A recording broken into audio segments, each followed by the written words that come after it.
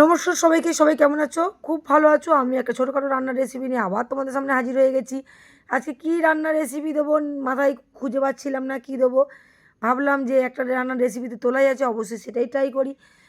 আদা রসুন পেঁয়াজ একসঙ্গে মিক্সারে বেটে নিয়েছি, তারপরে আলুটা জাস্ট ভেজে নিয়েছি ভালো করে, একদম পুরো ছাকা তেলে ভেজে নিয়ে এবার কড়াই একটু তেল দিয়ে দিলাম, তাতে আদা রসুন পেঁয়াজ বাটা একসাথে মিক্সারে দিয়ে দিলাম।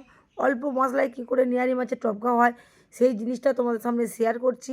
এই দেখো আলুটা কী সুন্দর ভাজা হয়ে গেছে, মনে হচ্ছে যেন এক খাবল খেয়ে নিই, কিন্তু খাবো না, আগে রান্নাটা হোক। তারপরে হলুদ গুঁড়ো লঙ্কা গুঁড়ো নুন একসঙ্গে সব দিয়ে ভালো করে নাড়াচাড়া করে নিতে হবে। আর দেখো কী সুন্দর একটা কালার আসছে না, মনে হচ্ছে না খেতে ইচ্ছে করছে? অবশ্যই, কিন্তু খাবো না, এখন পুরো রান্নাটাই দেখো, রান্নাটা দেখলেই তারপরে তোমাদের খেতে ইচ্ছা করবে। এবার দেখো ওই মশলার মধ্যে আলুটা দিয়ে দিলাম। এবার আলুটা দিয়ে ভালো করে নিহারি মাছগুলো একদম পুরো গোলুমোলু নিহারি মাছ কি সুন্দর করে নাড়াচাড়া করে নাও, তার উপরে একটু সর্ষের তেল ফেলে দাও, একদম ফাটাফাটি লাগছে। এরপরে একটু ধনেপাতা দিয়ে দিলাম, জাস্ট সাজানোর জন্য, তো আমি একাই 100 আছি। এইবার কালারটা দেখো, এবার খুন্তি না দিয়ে এবার